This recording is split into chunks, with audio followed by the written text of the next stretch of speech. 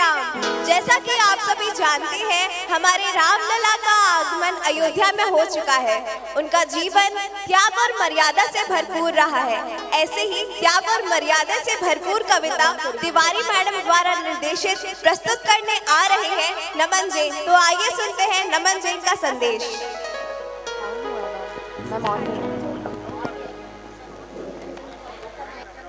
मुझको यहीं से बोलते हुए जाना है।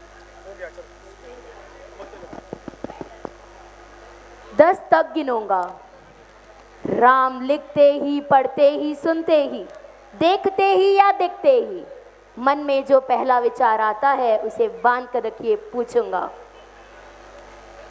1 2 3 4 5 6 7 8 9 हाथ काट कर रख दूंगा ये नाम समझ आ जाए तो। कितनी दिक्कत होगी पता है राम समझ आ जाए तो। राम राम तो कह लोगे पर राम सा दुख भी सहना होगा। पहली चुनौती ये होगी कि मर्यादा में रहना होगा। और मर्यादा में रहना मतलब कुछ खास नहीं कर जाना है, बस त्यागों को गले लगाना है और अहंकार जलाना है। अब अपने रामलला के खातिर इतना ना कर पाओगे, अरे शबरी का झूठा खाओगे तो पुरुषोत्तम कहलाओगे। काम क्रोध के भीतर रहकर तुमको शीतल बनना होगा। बुद्ध में जिसकी छांव में बैठे वैसा पीपल बनना होगा ये सब कुछ और वो भी शून्य में रहकर प्यारे। तभी तुमको पता चलेगा थे कितने अद्भुत राम हमारे। सोच रहे हो कौन हूँ मैं? चलो बता ही देता हूँ। तुमने ही तो नाम दिया है, मैं पागल कहलाता हूँ। नया हूँ यहाँ पे तो ना पहले किसी को देखा है। वैसे तो हूँ त्रेता से मुझ कृष्ण, किसी ने कलयुग भेजा है। भाई बात वहाँ तक फैल गई है, यहाँ कुछ तो मंगल होने को है कि भरत से भारत हुए राज में सुना है राम जी आने को है। बड़े भाग्यशाली हो तुम सब। नहीं, वहाँ पे सब यही कहते हैं कि हम तो राम राज में रहते थे पर इन सब में राम रहते हैं।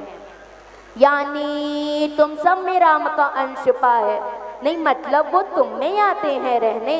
सच है या फिर गलत खबर? अगर सच्ची है तो क्या कहने। तो सबको राम पता ही होगा, घर के बड़ों ने बताया होगा। तो बताओ फिर की क्या है राम? बताओ फिर की क्या है राम? बताओ। अरे पता है तुमको क्या है राम? या बस हाथ धनुष तरकश में वन में जिन्होंने किया गुजारा, या फिर कैसे रावण मार लक्ष्मण जिनको कहते भैया, जिनकी पत्नी सीता मैया। फिर ये तो हो गई वही कहानी, एक था राजा एक थी रानी। क्या सच में तुमको राम पता है या वो भी आकर हम बताएं? बड़े दिनों से हूँ यहाँ पर, सब कुछ देख रहा हूँ कब से।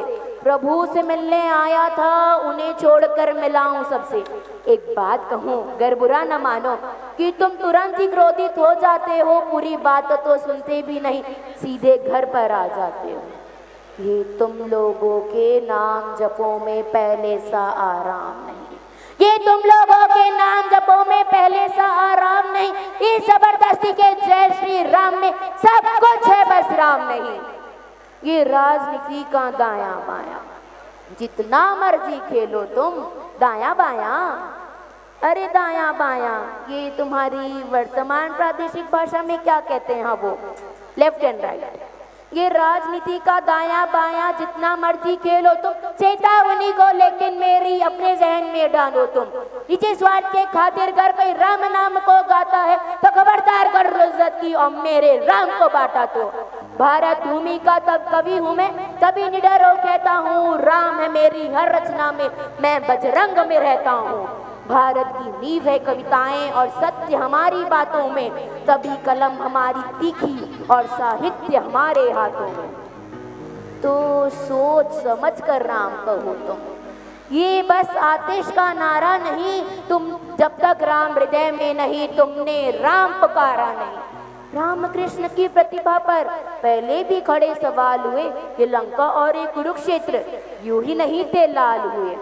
अरे प्रसन्न हंसना भी है और पल पल रोना भी है राम। सब कुछ पाना भी और सब कुछ पाकर खोना भी है राम।